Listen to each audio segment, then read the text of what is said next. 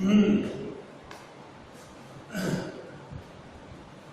on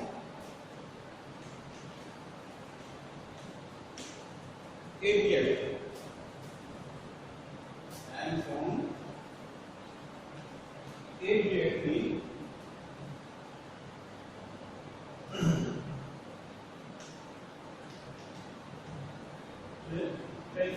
previous and more immediately previous.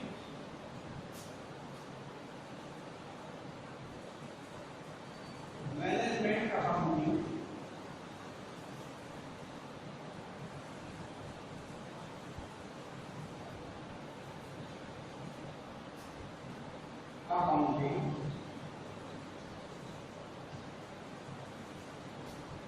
and financial fund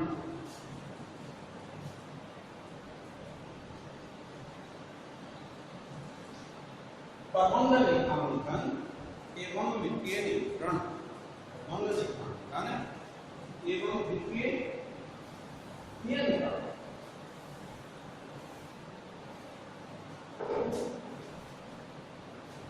इसमें देखते हैं अनुपात में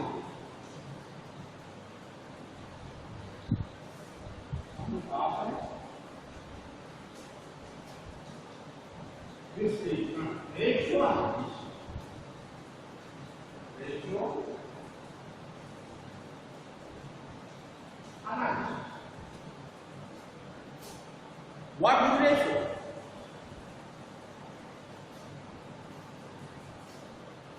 दो गणितीय संख्याओं के मध्य संबंध अनुपात कहलाता है। जैसे 5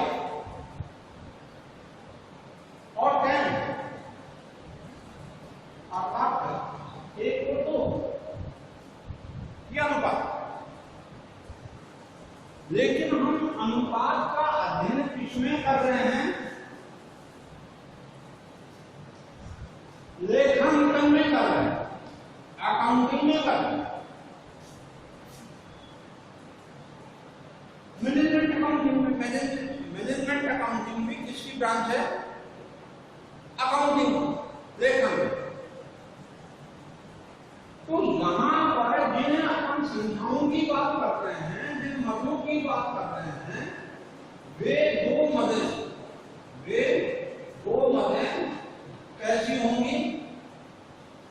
वित्तीय मदें होंगी।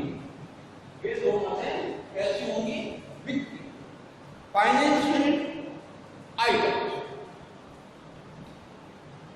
अब देखिए वित्तीय मदें कहां मिलती हैं? तो एक व्यवसायिक संस्था के अंतिम खाते, जिनको हम वित्तीय प्रतिवेदन भी बोलते हैं, जिनको क्या? वित्तीय प्रतिवेदन या वित्तीय विवरण।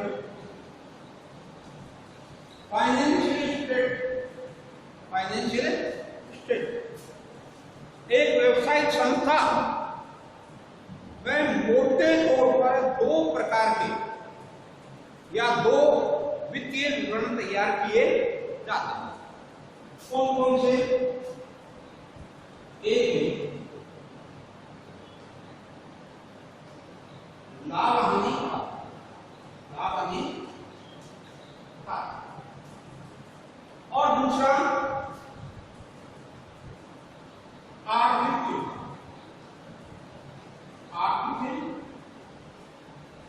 चिट्ठा। इसे लाभांश खाते को आय विवरण भी कहा जा सकता है, आय विवरण भी कहा जा सकता है, प्रॉफिट एंड लॉस अकाउंट और इनकम स्टेटमेंट। दूसरा आर्थिक चिट्ठा को स्थिति विवरण भी कहते हैं, स्थिति विवरण भी कहा जा सकता है। स्टेटमेंट वित्तीय स्थिति का विवरण, स्टेटमेंट ऑफ फाइनेंशियल पोजीशन, ये भी कहा जा सकता है।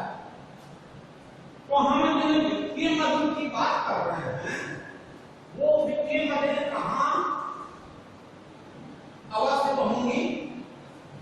या तो लाभांश खाते में यानी कि आय विवरण में, और या बैलेंस शीट में।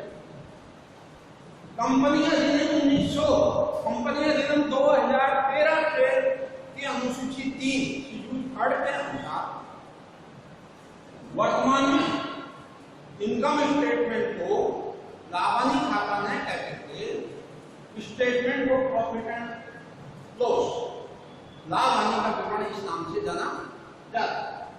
वो कोई बात नहीं, लेकिन अर्थात इनमें दिखाई जाने वाली मदों, इनमें दिखाई जाने वाली मदों के मध्य अब अनुपात दो संख्याओं के मध्य संबंध को प्रकट करता है।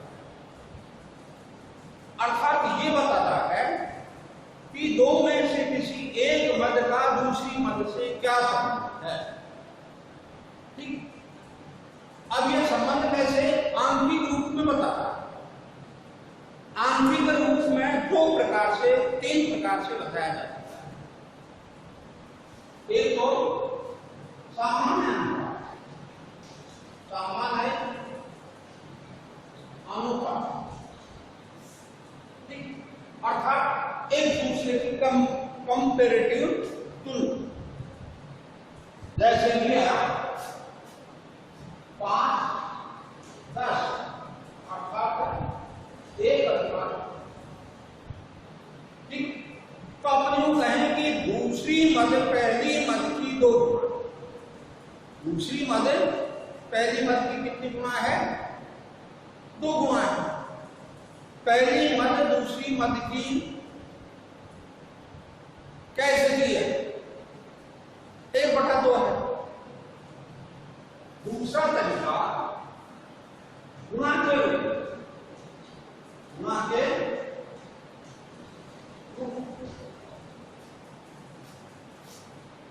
के रूप में, जैसे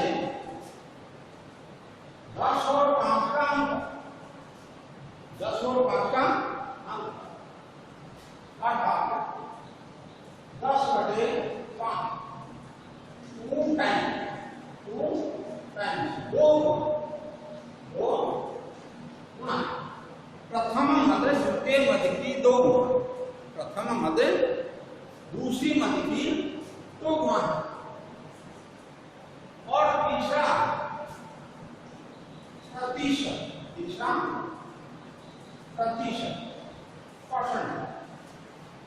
परसेंटेज, इसमें एक मद का दूसरी मद पर प्रतिशत निकाला जाता है।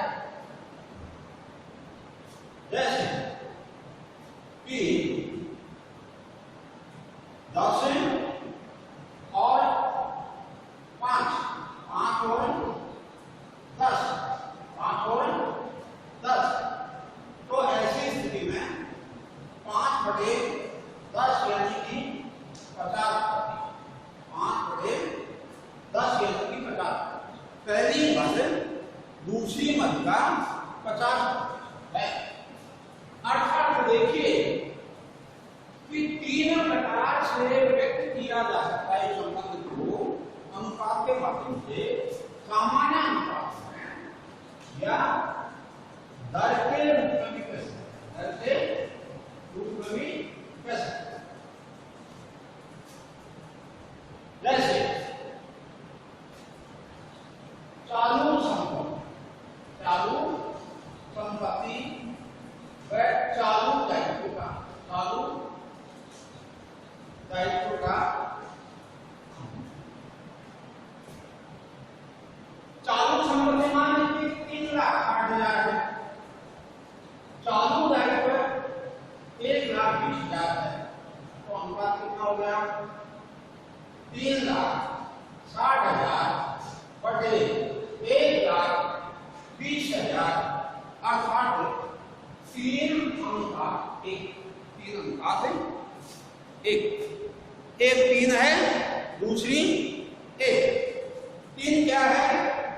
3 है चालू संपत्ति, करंट एसेट। तो एक क्या है?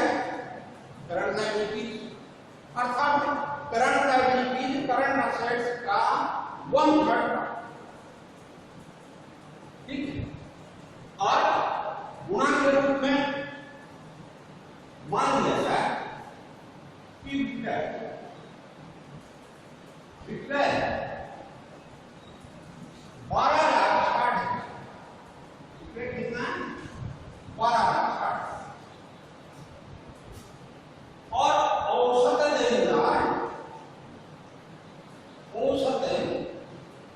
देनदार ये 3,15,000, 3,15,000।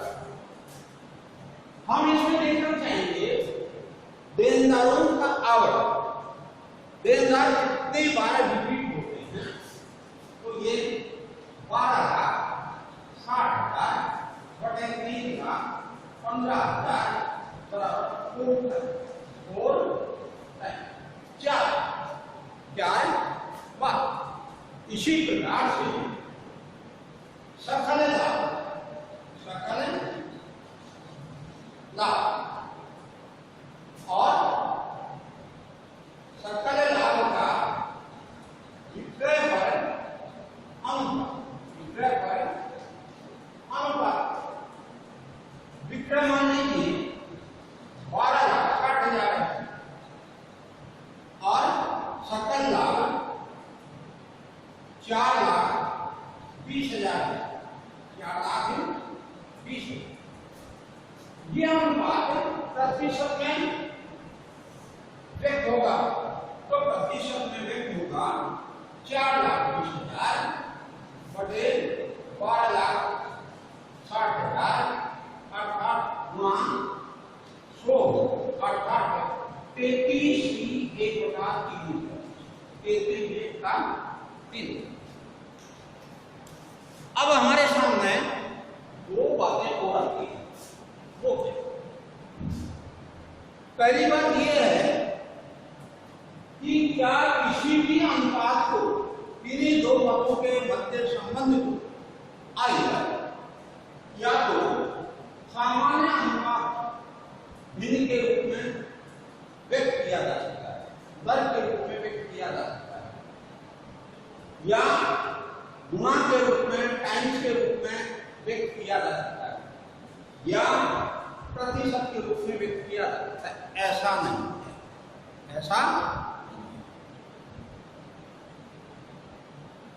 कुछ ही स्पेसिफिक विशिष्ट अनुपात होते हैं जिनको प्रतिशत में व्यक्त किया जाता है।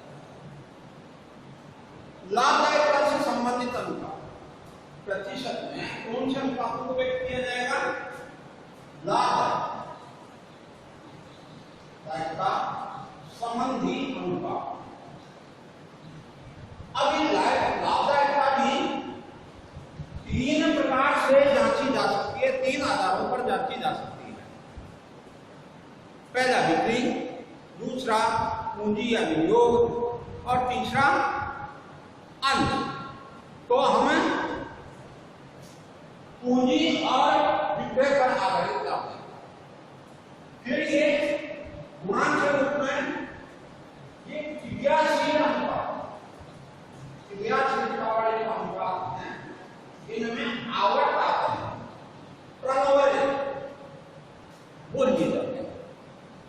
और अन्य सामान्य अनुपात भिन्न के रूप में व्यक्त किए जाते हैं। तो कहने का मतलब ये हुआ कि हर किसी अनुपात को इन 3 में से किसी एक रूप में व्यक्त नहीं किया जा सकता था। फिर अनुपातों के प्रकार या वर्ग, अनुपात सामान्यतः शोधन क्षमता के अनुरूप दूसरा क्रियाशीलता अंक, तीसरा लाभदायिता अंक। देखिए मोटे तौर पर